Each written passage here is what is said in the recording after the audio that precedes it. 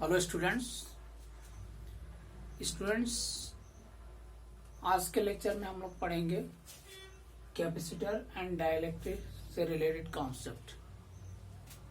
Last term पे student हमने topic जो बताया था उसमें बताया था potential energy of electric dipole. Okay, तो चलिए डिस्कस करते हैं अपना टॉपिक। कैपेसिटर्स एंड डाइलेक्ट्रिक्स पढ़ने से पहले स्टूडेंट कुछ हम लोग और भी टर्म्स हैं उनको हम लोग पढ़ेंगे, है ना। कैपेसिटर और डाइलेक्ट्रिक देखिए स्टूडेंट, कैपेसिटर्स में अगर एक ब्रेकिंग किया जाए तो देखिए क्या होगा। कैपेसिटी और प्लस कंडक्टर है ना। अगर हम कैपेसिटर को ब्रेक करते हैं, कैपेसिटर को अगर शाब्दिक अर्थ में यानी अगर इसको ब्रेकिंग करके अगर हम इसको बनाते हैं तो कैपेसिटर यानी कैपेसिटी टर्स यानी कंडक्टर्स, है ना। कैपेसिटर्स में दो शब्द यानी दो वर्ड इंक्लूड है, एक कैपेसिटी और दूसरा कंडक्टर। तो इन दोनों को अगर देखा जाए तो यहां से क्या मिलेगा, कैपेसिटी या फिर conductor.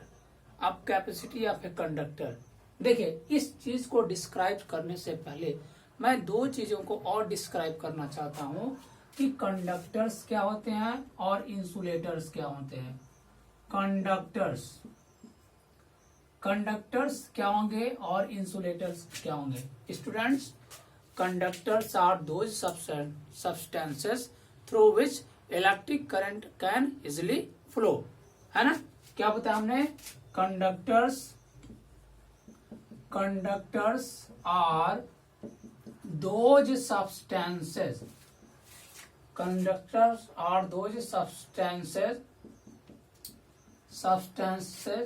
Through which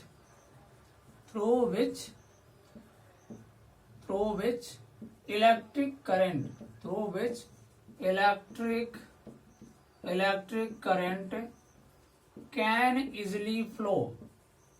can easily flow, है ना। फॉर एग्जाम्पल अगर देखते हैं तो क्या मिल जाएगा आपको, जितने भी मेटल्स होते हैं, जितने भी मेटल्स कॉपर, आयरन, जिंक, जितने भी मेटल्स होंगे, all metals are conductor. Human body भी एक कंडक्टर होती है ना। ह्यूमन बॉडी इसी तरह मेनी एक्सेट्रा बहुत सारे टर्म्स आएंगे, है ना। फिलहाल मैं इतना ही बता रहा हूँ। ओके, इसके बाद देखिए इंसुलेटर क्या होंगे। इंसुलेटर्स क्या होंगे। इंसुलेटर्स जस्ट इसके अपोजिट होते हैं। क्या, इंसुलेटर्स आर दोज सब्सटेंस यानी those substance through which electric current cannot flow is called, क्या होगा, आर कॉल्ड इंसुलेटर्स। यानी इंसुलेटर्स आर दो substances through which electric current cannot flow, है ना। तो यहां लिख सकते हैं आपको, insulators are those substance, insulators are those substances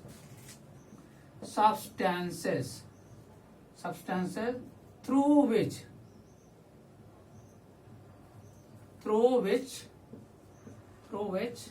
electric current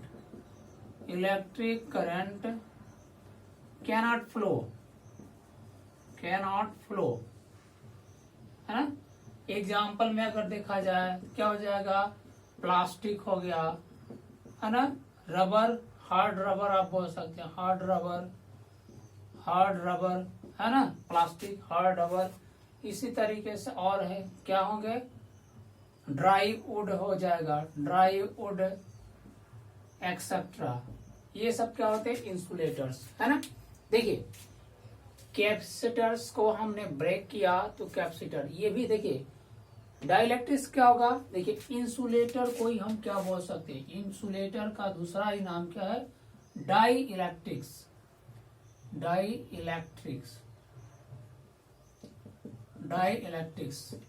चाहे इंसुलेटर बोलिए चाहे डाइलेक्ट्रिक बोलिए, बात एक ही है ना।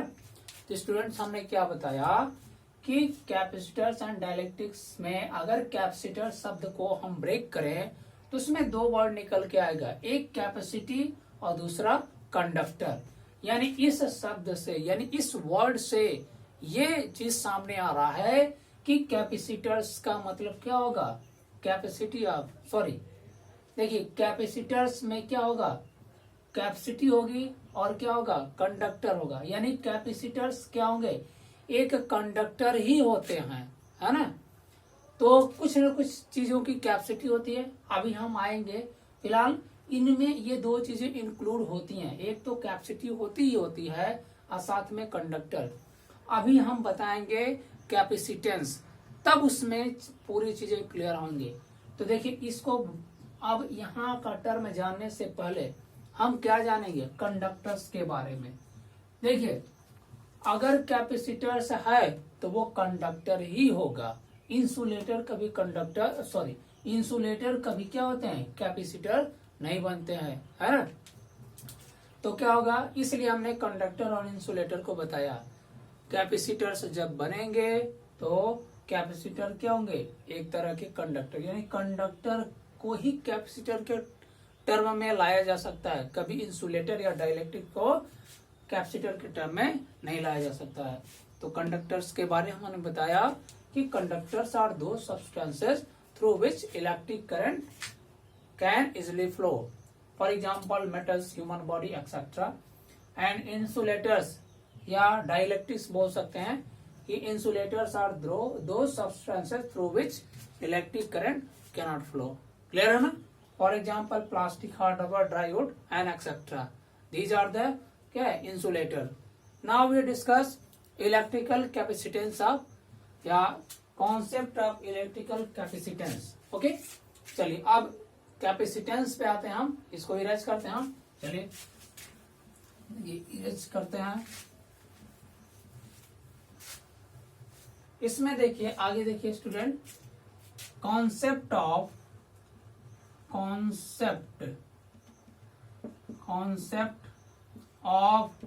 इलेक्ट्रिकल कैपेसिटेंस, इलेक्ट्रिकल कैपेसिटेंस है ना, इलेक्ट्रिकल कैपेसिटेंस। अब यहां से जो चीज हमने ब्रेक किया वही चीज यहां पे हम यूज करेंगे, कैपेसिटेंस, है ना। जैसे आप पढ़ते हो रेजिस्टेंस, है ना, तो क्या होता है, किसी वायर के रेजिस्ट करने की एबिलिटी। यहाँ पे हम कैपेसिटेंस, ठीक है ना। देखिए स्टूडेंट, अगर कोई कंडक्टर, जैसे हम ह्यूमन है, अगर हमको एनर्जी कंज्यूम करना है, एनर्जी लेना है, तो जितनी हमारी कैपेसिटी होती है उतना ही एनर्जी हम कंज्यूम करते हैं, उतना ही एब्जॉर्ब करते हैं, है ना।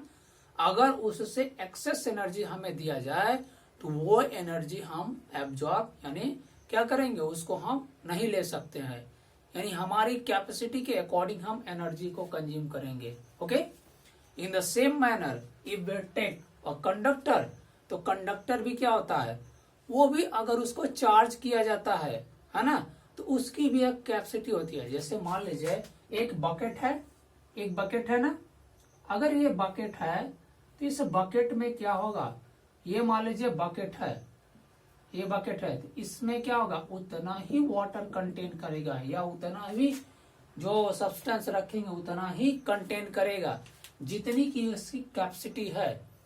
अगर ये 5 लीटर कंटेन करने वाला बकेट है या कोई जो है छोटा ड्रम है, तो क्या होगा, तो इसमें 5 लीटर ही वाटर आएगा या लिक्विड आएगा। अगर उससे ज्यादा रखेंगे इसमें तो क्या होगा, अगर एक्सेस करेंगे तो वो बाहर गिर जाएगा, ठीक है ना। तो ये चीज मैं इसलिए बता रहा हूं ताकि मैं इलेक्ट्रिकल कैपेसिटेंस को क्लियरली समझा सकूं, ठीक है ना। देखिए अब कैपेसिटेंस ऑफ कैपेसिटर, है ना, capacitance.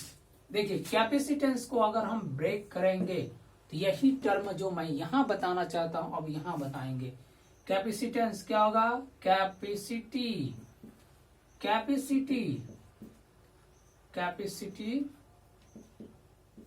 Of a conductor, capacity plus conductor to hold charge, है ना।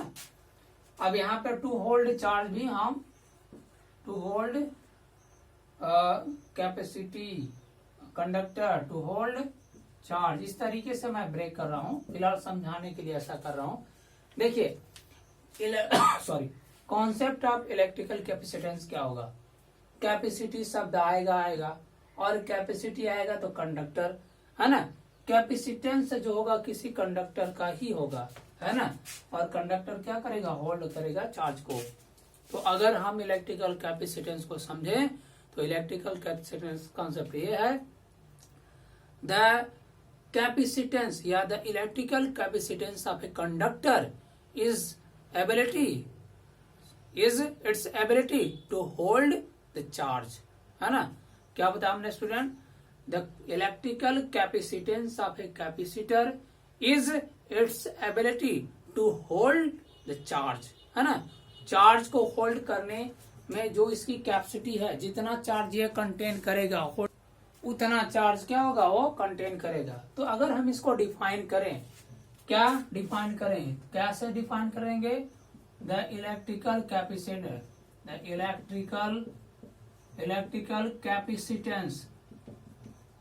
Electrical capacitance of a conductor is the measure of its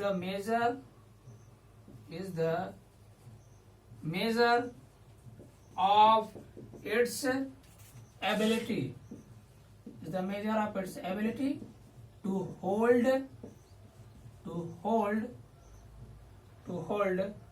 electric charge, है ना स्टूडेंट। ये हो गया definition of electrical capacitance of conductor, है ना। इसको मैं इरेज कर दे रहा हूँ अब, ये तो मैंने समझाने के लिए कहा था, ठीक है ना। क्या बताया हमने, द कॉन्सेप्ट ऑफ देखिए किसी भी ऑब्जेक्ट के हर एक की क्या होती है, कैपेसिटी होती है।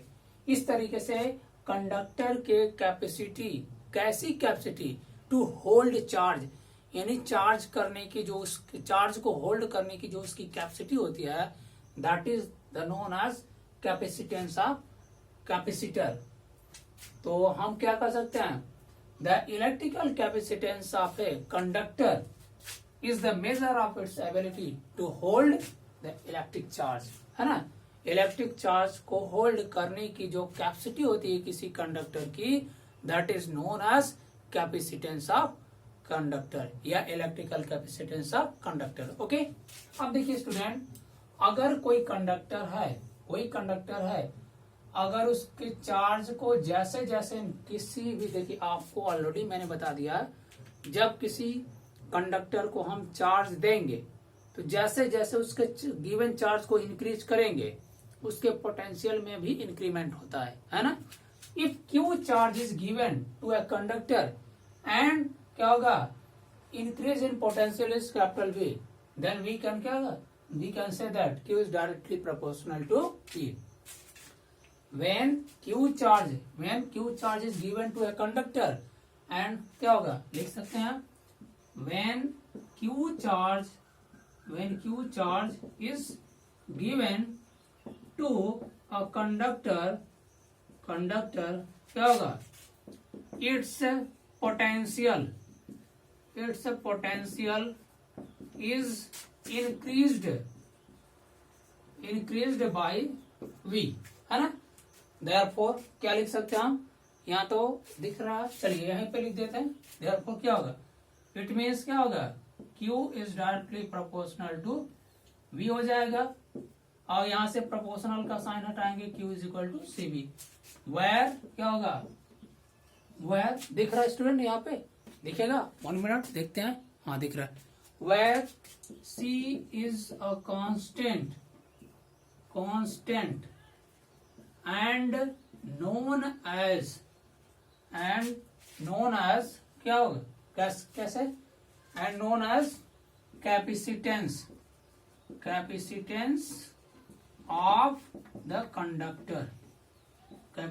of the conductor, और इसकी वैल्यू क्या होती है, इसकी वैल्यू डिपेंड करती है क्या होगा, साइज ऑफ द कंडक्टर, यानी कैपेसिटर के साइज पे डिपेंड करती है, और उसके चारों के मीडियम पे भी डिपेंड करता है, और अगर उसके पास कोई अन्य कंडक्टर है तो उस पर भी डिपेंड करेगा क्या, कैपेसिटेंस ऑफ कंडक्टर, ठीक है ना।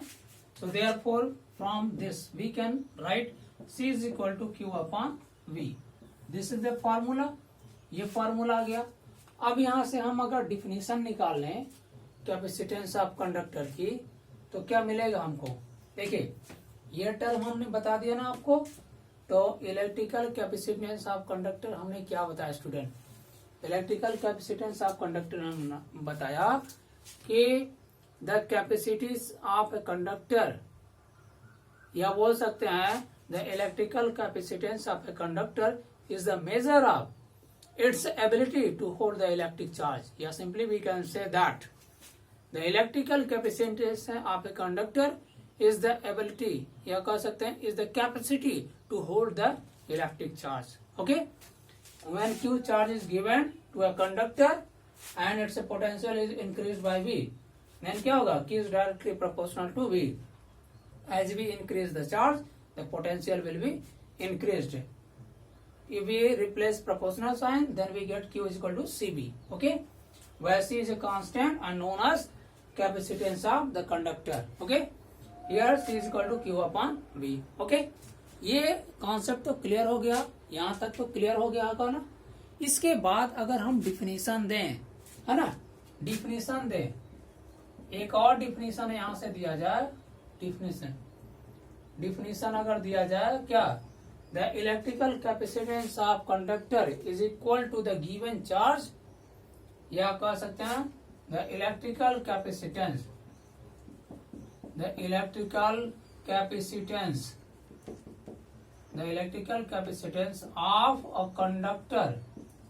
of a conductor is the ratio of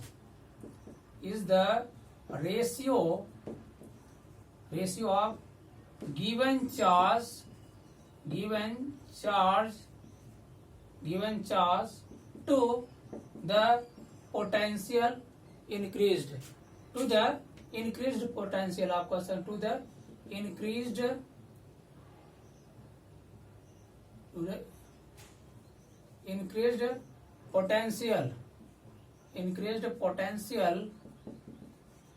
increased potential of the conductor, है ना, ये बोल सकते हैं। यानी the electrical capacitance of a conductor is defined as the ratio of charge given to the rise the potential of the conductor, या ऐसे ही बोल सकते हैं the electrical capacitance of conductor is the ratio of given charge to the increased potential of conductor. Okay, ऐसे भी आप बोल सकते हो, ठीक है ना। तो ये हो गया आपका इलेक्ट्रिकल कैपेसिटेंस का कॉन्सेप्ट। अब हम इसका यूनिट और डायमेंशन निकालते हैं, है ना। Unit and dimension find out किया जाए, unit and dimension. Okay, unit and dimension बहुत इजी है, यूनिट एंड डायमेंशन निकालने में कोई प्रॉब्लम नहीं है, आप बहुत बार निकाल चुके हैं। यूनिट ऑफ सी क्या हो जाएगा, यूनिट ऑफ सी क्या बोल सकते हैं, सिंस अभी फार्मूला पढ़े आपने, C is equal to Q upon V, therefore unit of C क्या हो जाएगा, यूनिट ऑफ Q क्या होगा, unit of Q divided by unit of, ये V है पोटेंशियल V, इसका कूलम्ब हो जाएगा, कूलम्ब हवाई, इसका वोल्ट हो जाएगा। एक और, इसको वोल्ट को अगर जूल पर कूलम्ब में ब्रेक करेंगे तो कूलम्ब स्क्वायर अपॉन वोल्ट हो जाएगा, ठीक है ना। ये एक यूनिट हो गया, यूनिट ऑफ सी, ठीक है, ये आपका क्लियर है। अब यहां से सिंस, एक चीज और, since 1 coulomb per volt is equal to 1 farad होता है, फैराड, है ना। देयरफॉर क्या होगा, यूनिट ऑफ सी आप लिख सकते हैं कूलम्ब पर वोल्ट और आर क्या, फैराड, है ना। सिंपली आपसे डिनोट कर दिया जाता है जब कहीं पे इसकी यूनिट लिखी जाती है। तो यूनिट ऑफ सी आप क्या बोल सकते हैं, कूलम्ब पर वोल्ट बोलिए या फैराड बोलिए, है ना। अब इसका डायमेंशनल फार्मूला देखते हैं। डायमेंशनल फार्मूला ऑफ सी क्या हो जाएगा, डायमेंशनल फार्मूला सिंस देखिए डायमेंशनल यूनिट ऑफ सी आपने क्या लिखा, यूनिट ऑफ सी में लिखा कूलम्ब पर वोल्ट। अब वोल्ट को हम ब्रेक करते हैं, क्या मिलेगा, जूल पर कूलम्ब, जूल पर कूलम्ब। कूलम्ब ऊपर जाएगा, कूलम्ब का स्क्वायर होगा, स्क्वायर हो गया बाय जूल, है ना। अब इसको ब्रेक कर दीजिए एसआई यूनिट में, कूलम्ब की जगह लिख सकते हैं एम्पियर इंटू सेकेंड, है ना। और यहाँ जूल को लिख सकते हैं क्या, जूल को आप लिख सकते हैं, जूल की जगह केजी मीटर स्क्वायर सेकेंड पर -2, ठीक है ना। इसको क्या करें, एम्पियर स्क्वायर हो जाएगा, सेकेंड स्क्वायर हो जाएगा by KG meter square second पे -2। सारे टर्म को ऊपर ले जाइए, 1 मिनट जस्ट वेट। देखिए अब सारे टर्म को ऊपर ले जाएंगे तो क्या हो जाएगा, केजी ऊपर जाएगा, केजी पे -1, मीटर ऊपर जाएगा, मीटर पे -2, सेकेंड पे -2 ऊपर जाएगा, ऑलरेडी 2 है तो सेकेंड पे 4 हो जाएगा, और एम्पियर स्क्वायर ऐसे रहेगा। अब ये आ गया यूनिट ऑफ सी, देयरफॉर क्या होगा, डायमेंशनल फार्मूला ऑफ सी क्या हो जाएगा, केजी की जगह हम एम लिखते हैं, एम पे -1, मीटर की जगह एल, एल पे -2, सेकंड की जगह टी के पावर 4 एम्पियर स्क्वायर, ठीक है। ये हो गया dimensional formula of C. Student आज के लेक्चर में हम लोग क्या पढ़े, electrical concept of capacitance of a capacitor, यानी कैपेसिटर एंड डाइलेक्ट्रिक से रिलेटेड टर्म के बारे में हमने, कैपेसिटर क्या होते हैं, सॉरी कंडक्टर क्या होते हैं, इंसुलेटर क्या होते हैं, electrical capacitance of a conductor क्या होता है, उस पूरे कॉन्सेप्ट को हमने बताया। कैपेसिटेंस का हमने यूनिट और डायमेंशनल फार्मूला डिस्कस किया। आज के लेक्चर में अब हम यहाँ तक क्लोज करते हैं स्टूडेंट, बाकी के टॉपिक हम नेक्स्ट लेक्चर में डिस्कस करेंगे। Okay students.